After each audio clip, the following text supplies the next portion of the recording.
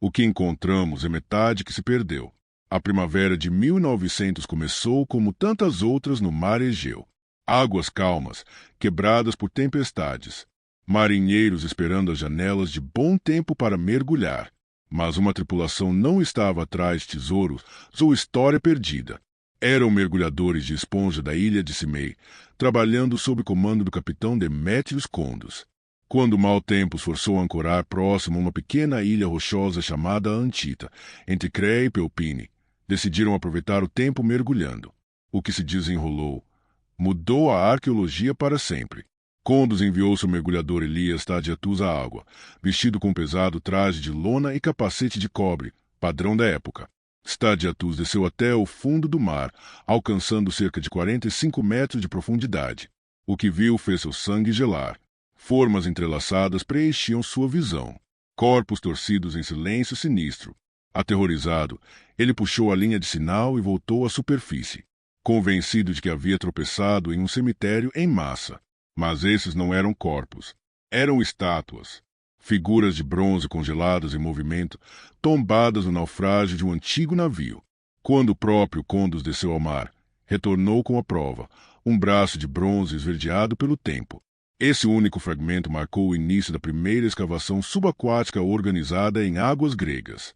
No ano seguinte, a marinha grega se juntou aos mergulhadores, recuperando estátuas de mármore, vidro fino, moedas e inúmeros artefatos quebrados. Em 1901, caixas desse impressionante carregamento eram desembaladas no Museu Arqueológico Nacional em Atenas. Entre elas, repousava um pedaço aparentemente sem importância de bronze corroído e madeira apodrecida, desmiçado como nada mais que entulho. Permaneceu intocado até 17 de maio de 1902, quando o estudioso do Museu Valério STY notou algo extraordinário surgindo da crosta, uma engrenagem de bronze com dentes. Essa descoberta abriu as portas para um dos maiores enigmas da arqueologia, o mecanismo de Anticitera. A máquina recuperada de um navio que afundou no segundo trimestre do século I a.C. era mais antiga que o próprio naufrágio. Pesquisadores agora datam o mecanismo algumas décadas antes, tornando com mais de 2.000 anos. Hoje, o que sobrevive são apenas 82 fragmentos, cerca de um terço do original. Mesmo em ruínas, esses fragmentos preservam 30 engrenagens de bronze interligadas. A maior tem pouco mais de 13 centímetros de diâmetro, com centenas de dentes cuidadosamente cortados à mão. Todos os fragmentos sobreviventes estão agora no Museu de Atenas, exibidos atrás de vidro, ainda carregando as marcas do mar. Esses fragmentos são nosso limite rígido. Eles são a base de todas as teorias, porque precisamos começar com o que existe fisicamente: bronze, dentes e inscrições escadas, antes de imaginar o que se perdeu. O maior fragmento sobrevivente, fragmento A, contém a maior parte do trabalho de engrenagens. Outros preservam partes de escalas circulares e letras tênues gravadas no metal. Nos anos 1970, os primeiros estudos com raio-x sugeriram a complexidade do mecanismo. Mas o verdadeiro avanço veio em 2005, quando uma equipe conjunta da Grã-Bretanha e da Grécia trouxe equipamentos de imagem de ponta ao museu. Uma das máquinas era um scanner de tomografia computadorizada de 12 toneladas, apelidado de Bladeuner, construído no Reino Unido. Ele enviava raio-x de alta energia através do bronze de todos os ângulos, produzindo cortes que podiam ser empilhados em uma visão tridimensional. A outra era um sistema de imagem de reflectância da Hewlett-Packard, permitindo aos pesquisadores reluzir virtualmente a superfície e revelar arranhões invisíveis a olho nu. Ao longo de 2 semanas, a equipe revelou não apenas as engrenagens ocultas, mas também milhares de caracteres de texto gravados nas placas. Pela primeira vez desde o naufrágio, a máquina falava novamente através de suas próprias inscrições. Houve um porém. As imagens de maior ampliação, projetadas para capturar detalhes com resolução de apenas alguns milésimos de polegada, sofreram falhas. Na sessão de 2005, cerca de 25 dos quase 3.000 cortes não foram registrados e o fragmento em si pode ter se movido ligeiramente. O resultado foi desfoque e listras, exatamente onde os pesquisadores mais precisavam de clareza. Mas em 2018, uma equipe da University College London retornou aos dados brutos. Eles reprocessaram meticulosamente, preenchendo os cortes ausentes e corrigindo distorções. A reconstrução se tornou mais nítida, novas letras vieram à tona, e várias leituras contestadas ganharam certeza. Isso era crucial. Um único caractere grego nessas placas poderia mudar a interpretação de um ciclo ou inverter o significado de uma previsão. Então, o que as partes legíveis realmente mostram?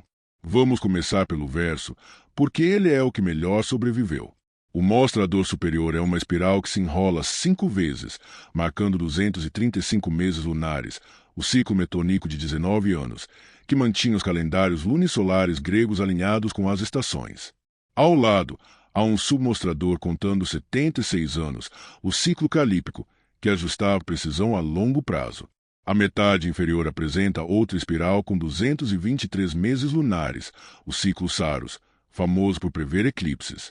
Aninhado dentro dele, um mostrador menor rastreia o Isalmos, um triplo Saros de 54 anos, que corrige as 8 horas restantes em cada ciclo, garantindo a precisão do tempo de eclipse.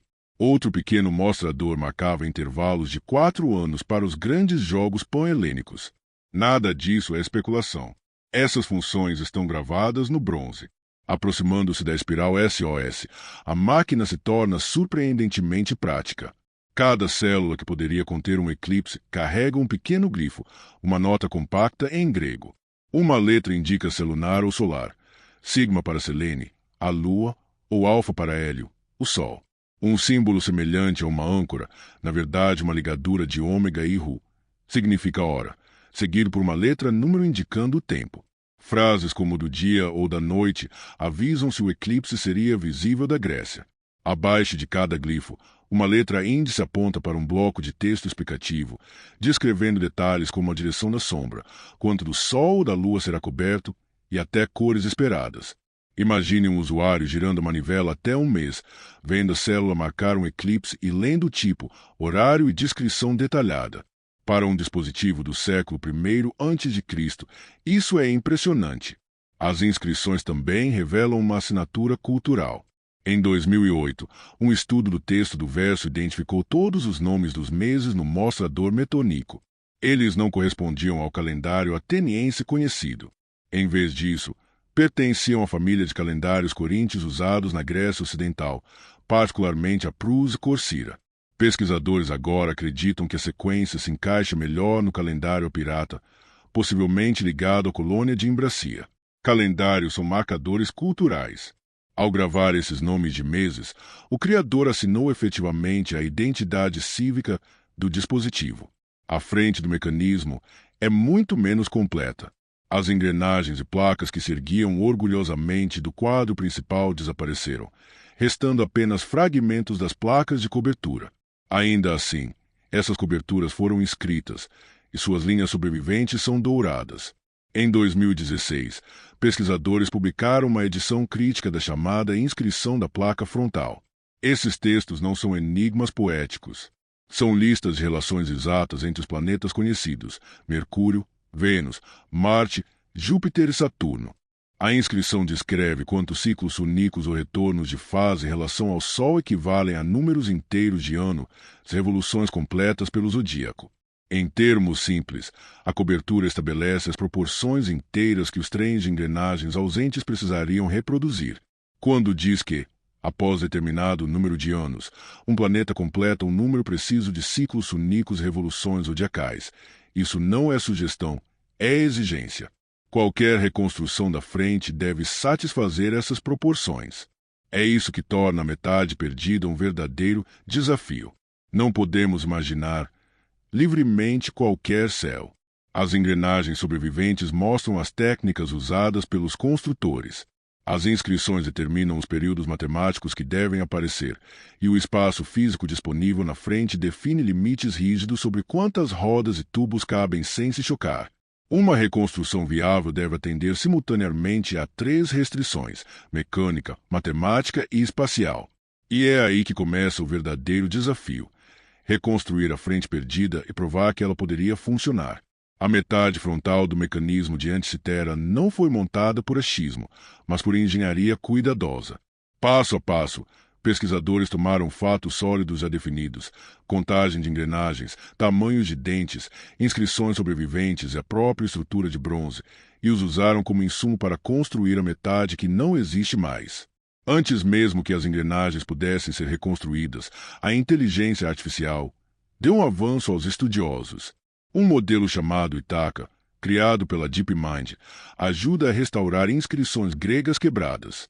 Sozinha, prevê letras faltantes com cerca de 62% de precisão. Mas quando usada junto de historiadores humanos, eleva a precisão de 25% para mais de 70%. Isso é importante porque os números nas placas de cobertura são exatamente os alvos que a frente precisa atingir. Leituras mais limpas e confiáveis reduziram as opções de design, diminuindo o achismo e estreitando o caminho. A primeira pessoa que realmente provou que a frente poderia ser mais que uma experiência mental foi Michael T. Urai, no início dos anos 2000. Urai, então curador do Science Museum em Londres, construiu modelos de trabalho à mão. Introduziu engrenagens epicíclicas, pequenas engrenagens montadas em braços que orbitam engrenagens maiores para capturar o movimento não uniforme dos planetas. Ele também usou o dispositivo de pino e ranhura, um sistema engenhoso em que um pino dentro de uma ranhura força a engrenagem seguidora a acelerar e desacelerar suavemente. Astrônomos gregos esperavam tal movimento irregular porque os planetas parecem mudar de velocidade no céu. Urai até construiu um modelo planetário completo muito antes de as inscrições da cobertura serem totalmente decifradas. Seu layout era perfeito? Não. Mas demonstrou em bronze sólido que a frente podia, de fato, reproduzir movimentos planetários usando técnicas compatíveis com o kit de ferramentas grego antigo. Equipes posteriores se apoiaram nessa base. O salto decisivo veio em 2021, quando uma equipe da University College London revelou que chamaram de seu modelo do Cosmos. Não era um desenho bonito nem animação por computador. Era uma arquitetura completa da frente que precisava obedecer regras rígidas. Tinha que caber nos limites físicos deixados pela moldura sobrevivente. Reproduzir as relações exatas de períodos inteiros gravadas nas inscrições. E permitir que eixos e tubos passassem pelo centro sem colidir. No coração do projeto está uma pequena cúpula representando a Terra e o sistema lunar. Ao redor, os trens planetários são dispostos de modo que suas saídas alimentam um feixe de tubos finos aninhados no centro, chamado de saída coaxial central, CSO, espinha dorsal de todo o sistema. Ele permite que múltiplos mostradores compartilhem o mesmo eixo sem se chocarem. A face da frente nesta reconstrução é organizada como anéis concêntricos e não um amontoado de ponteiros sobrepostos. Isso pode parecer estético, mas é crucial. Os anéis reduzem problemas de paralaxe, a dificuldade de ler múltiplos ponteiros empilhados, e correspondem ao texto sobrevivente do manual de uso sobre o cosmos em anéis. Uma das soluções mais inteligentes foi reposicionar as engrenagens iniciais para o Sol verdadeiro e os 3 planetas exteriores, Marte, Júpiter e Saturno. Reconstruções anteriores as colocavam atrás da grande placa circular, CP, criando necessidade de suportes complicados. A equipe da UCL resolveu movendo essas engrenagens para frente, abrindo espaço, eliminando o problema dos suportes e dando a cada trem planetário um caminho limpo até a saída central. No centro, uma engrenagem fixa, a 56, e conjuntos epicíclicos compactos giram sobre ela. Esse movimento só aparece depois de semanas de layouts virtuais que colidiam até surgir uma brecha e tudo se encaixar. Parte do que torna o projeto elegante é o compartilhamento de engrenagens. Em vez de projetar cada planeta do zero, a equipe da UCL permite que trens compartilhem roda-chave. O Sol verdadeiro compartilha a engrenagem 52 com Saturno e usa a fixa 56 que ancoram os 3 planetas superiores. Marte e Júpiter compartilham a engrenagem 64. Essa economia é essencial quando o espaço é medido em décimos de polegada. Cada eixo extra adiciona espessura e cada engrenagem nova pode colidir. Compartilhando engrenagens, o modelo permanece fino e compacto. A reconstrução também respeita a estrutura física preservada em um grande fragmento. A roda principal com 4 raios pilares ao redor do anel. Esses pilares suportavam 2 placas, uma alça retangular montada em pilares curtos e a CP circular em pilares mais longos. O projeto da UCL usa essa estrutura como um sanduíche.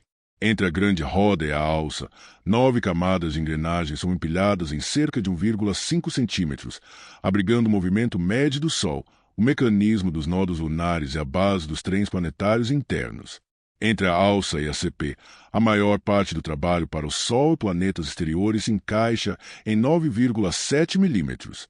A alça inclinada em 11 graus em relação aos raios não é erro, mas vantagem. Esse ângulo dá espaço suficiente para Mercúrio e Vênus. Um momento satisfatório da reconstrução vem de um pequeno bloco no raio D com um furo misterioso. Por anos ninguém sabia seu propósito. O projeto de 2021 solucionou. A esfera lunar na frente precisa de entrada do Sol e da Lua para mostrar a fase correta. Mas se a frente é feita de anéis, não se deseja duplicar cálculos do Sol apenas para a Lua. O design direciona a entrada solar por uma barra conectada ao bloco perfurado, o menor caminho sobre as engrenagens centrais para alcançar o dispositivo lunar. De repente, o bloco deixa de ser um enigma e se torna um suporte funcional. O mecanismo de Vênus oferece outro insight. Um fragmento pequeno, chamado de preserva um disco rebitado ou uma engrenagem com eixo que muda de quadrado para redondo ao passar pela placa. A engrenagem tem 63 dentes, com apenas 3 faltando, assegurando a contagem.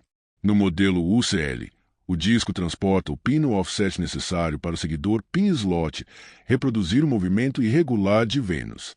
A placa torna-se suporte exatamente na altura correta.